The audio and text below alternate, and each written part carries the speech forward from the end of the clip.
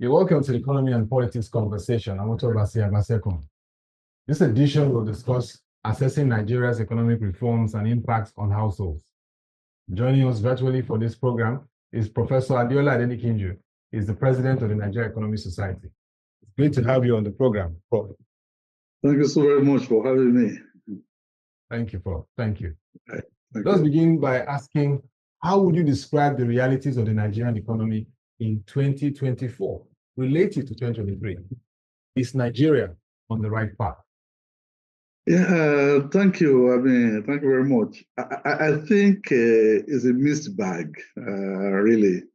There are some indicators that are good and positive, but there are some indicators that are really like shocks, major shocks on the system that has significant, negative impact on the people.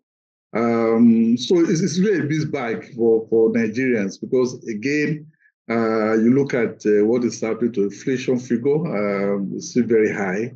The purchasing power of average Nigerians have gone down significantly. Recently I was talking about the value of the 1,000 naira. The 1,000 naira is the highest single denomination currency we have in Nigeria. And it will amaze you that if you go to any area now, any supermarket, you can hardly buy anything with our highest denomination currency. Now, I mean, imagine $100 in the US, £100 in the UK, what you can do with that amount. So that tells you how much inflation has really dealt a blow to the average Nigerians.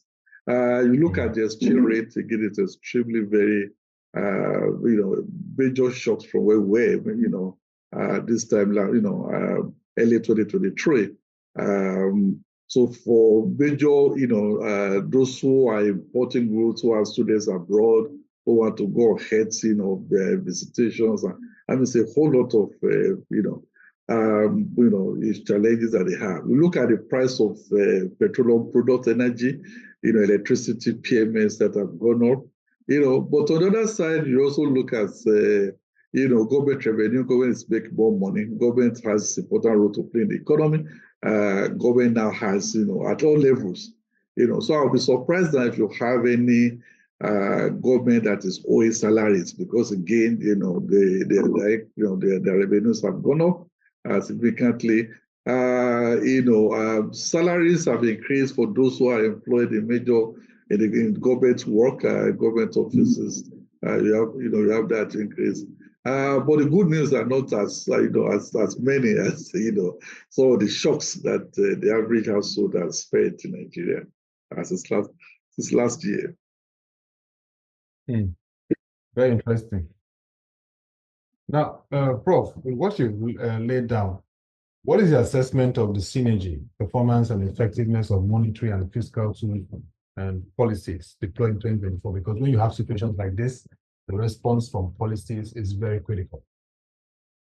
Yeah. Thank you. I mean, definitely you need both the monetary side and the fiscal side to work together. There has to be coordination between the two of them. And the body language, and I think the governor in the last, after the MPC, do indicate, signal that there are ongoing discussions, reports, between the two sides in order to address some of the macroeconomic headwinds that we have in the country. So I think they are working together. And I think that is really very important because in my view, there's no way you can use monetary instruments alone to confront, inflation, the exchange challenges, without, the concomitant input, collaboration from the fiscal side. So in terms of words, they indicate that they are doing that. But then you also have to look at some of the actions that they take. In terms of the deficit that you have in the budget, that is very important. In terms of the focus of government budget, that is important because if you have a fiscal side that is expansionary and basically is getting to get money to find that deficit from either the monetary authority, then that will be working against what the monetary side is trying to do. So it's important that, as much as possible, deficit is reigning. The deficit is financed purely, without recourse to the, ways and means, recourse to the monetary authority, and then that also the supply side, constraints, to the economy are also addressed effectively. Very important. Fiscal policy needs to re-engineer how they finance the fiscal activities without recourse to the borrowing spree that we are seeing to support monetary. Monetary can do it all alone. Now, let's look at very interesting aspect, which of course, you're a scholar of economics, and this is one of the ingredients for your work, which is data. And there have been questions surrounding data reliability and credibility, in key indices released in 2024. So when you look at the unemployment figures and the growth rate, 3.46%, despite about 875 basis points rate hike so far by the current central bank regime. Are data disclosures credible enough to guide policy developments and effectiveness, especially for very critical professional bodies like the Nigeria Statistical Society, who are doing thorough research and coming up with work papers on how the economy should move forward? How do you assess the quality of data? Yeah, thank you very much. This issue of, actually somebody raised it yesterday, issue of, the reliability of the national statistics. And it has to do with the fact that you have an economy that is going through these massive shocks, and yet you are reporting economic growth of 3.46% Q3. You are reporting, the unemployment rate that is also falling to, for what it was. It seems to be counterintuitive relative to the shocks that's in the economy. The reality is that the MBS remains the authority that is supposed to generate data, and so we cannot pick and choose, when the list of data says, oh, we are okay with this data, when the list of data says we are not okay. So we need to really, take it as they said. The only thing is to just appeal to them, to continue to, look at the methodology that they use. I remember when I was chair at the MPC, or Monetary Policy Committee of the Central Bank, we raised the issue around, for instance, how do you measure inflation? Okay, inflation in the current basket, in the CPI basket, is about 55%. Okay, but if you look at the expenditure patterns of Nigerians now, to the time when the current base was set, there are studies to show that there have been some changes. Okay, what the average Nigerian has spent their income on. So it's very important that the statistical agency continue to re-engineer itself to be sure that, whatever data that they are releasing is in sync, with the reality on ground, so that Nigerians will not have doubt about what they are doing. But we need to take it the way it is and really just appeal to them to go to the work. And I think they are trying to rebase the economy, the GDP, and they're also trying to work on rebasing even the inflation figure. We just wish that they include professional associations and experts like us, academics, to be on board that process. Okay, because that will also lend some credibility to what they are doing. If the Nigeria Economic Society, Nigeria Statistical Society are embedded in that process of rebasing the economy, or rebasing or looking at the methodology, revising the methodology for inflation, the methodology for GDP, I think that will lend a lot of credibility to the system that we have now. But with the employment, you have to look at where did that employment is coming from. I mean, it's an economy where the formal side accounts for less than 10% of, that tells you that just Nigerians are resilient. And I think it's just to put it that every people will just do whatever it takes to survive in the system. So the employment might grow, but you might need to ask yourself, what is the quality of work that Nigerians are doing? Quality of work, and you raise this fundamental point, and there's a need for proper coordination. Nigeria Society, Statistical Society, working more with the National Bureau of Statistics and all these indices, very critical at this time. The presidency has praised the performance of the Nigerian economy. Of course, when it looks at the fact that, like you rightly said, the third quarter 2024 growth rate 3.46 year on year compared to third quarter 2023, which was 3.19%. So this performance was primarily driven by the services sector. Now, a vital measure of the effectiveness of government policies is in the impact on households. And just recently, ProShare list, of course, a write-up, short write-up, but with very rich infographics showing that Nigerian households in the face of data are going through a lot. Especially what stood out for me was that they have an eroded purchasing power household. And of course, you've highlighted that. The big question, Prof, is will households and even businesses expect a soft landing in 2025? Given the whole situation we face in 2024, you've said it, we are resilient people. The Nigerians are strong. If you look at the data, the massive, change in the economic conditions of Nigeria in the past 1 year. In my view, it's like you have a country that is almost at war. Because you see the massive the valuation of the currency, the massive fall in the value of naira for a country that is so much export, so much depend on the external sector. You look at inflationary figure, you look at interest rate, the monetary policy rates, and the feed on back on the interest rate, and within this very short time, it is massive. And then on the other hand, you then ask yourself, what is the compensatory mechanism in place to cushion the effect of those shocks?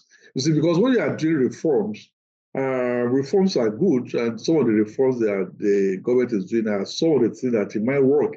I've been advocating for removal of subsidy. I've been doing that since 1994. But I was also very cautious in my studies that there must be some compensatory mechanisms to cushion the effects on the households, especially the vulnerable households, which in my view, the government has not put in a lot of effort into doing. So in 2025, I think the environment will still be very, very difficult for Nigerians. There's no doubt about that. There's, this in normal climate will take time, to really be able to go. So it's going to be still very difficult in 2025.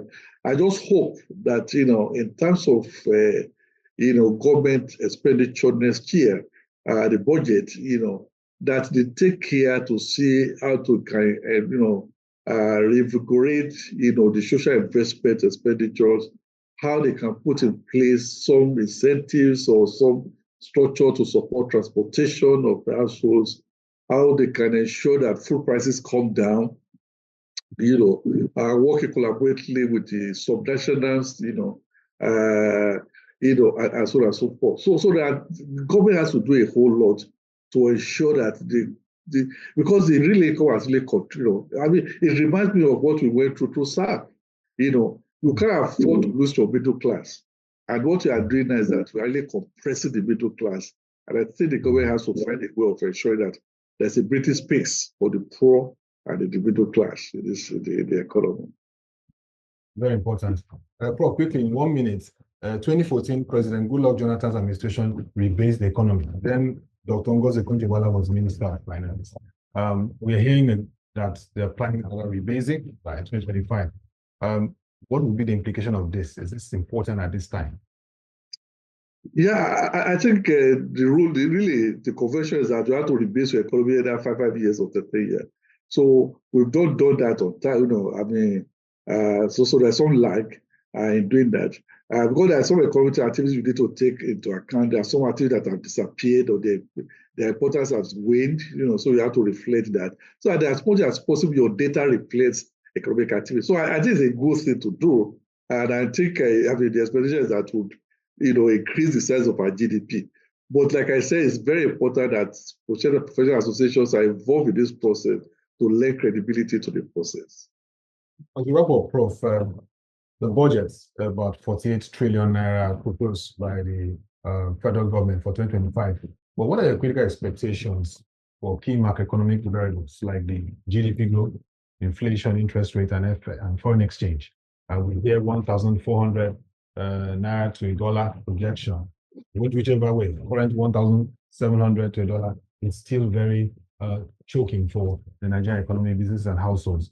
But from your expertise, what needs to be done in 2025 and this budget? I've heard NES has talked about expansionary budget and these times. What needs to be critically done to stabilize the economy? I think the for 8 trillion naira, I mean, in nominal terms, it seems huge. But like we said in our release, if you look at it in real terms, in dollar terms, for instance, it's one of the lowest we've had, and when you compare to other countries like, even that are smaller than our own in Africa, it's really very small budget. But basically, I would think that, again, there are some parameters in that budget framework that has to be looked at. We think the $75 per barrel seems it may be realistic, but it's not conservative enough, because we expect that there'll be a lot of the barrels. The oil market next year is going to be quite tenuous. We expect that supply will be higher than demand, and therefore the price of oil will be closer to $70 to $80. So we think there should be some conservative, and we will be a little bit of more. Going to be more conservative in that. Even the volume of the quantity of 2.06 million barrels per day in the past record shows that has always been on the high side. So we think that, again, that should be revisited in light of what is OPEC quota that we have, in light of what we are doing now and the expectations. I think we need to be realistic about that. I think, in my view, that what I'm looking forward to is actually which sectors would be the focus of government in this year, because that is very important. Beyond the macro values, what sectors will be very important. I will also think, and quickly, our projection is that the exchange rate will be around $1,800 than the $1,400. So we think it's going to depreciate. Naira is likely to depreciate than what's also in the budget. We think also that the growth rate of 4.6% of GDP is also, we think, is also higher than what NDS is projecting, about 3.8%. So we think inflation rates would still be elevated and beyond, So some of the macro variables we think may be not as rosy as what you have in the budget. So we call on the National Assembly to be a little bit to interrogate the budget more, to ensure that we err on the side of caution, that to be very, very bullish, and at the end of the day, we don't meet those targets.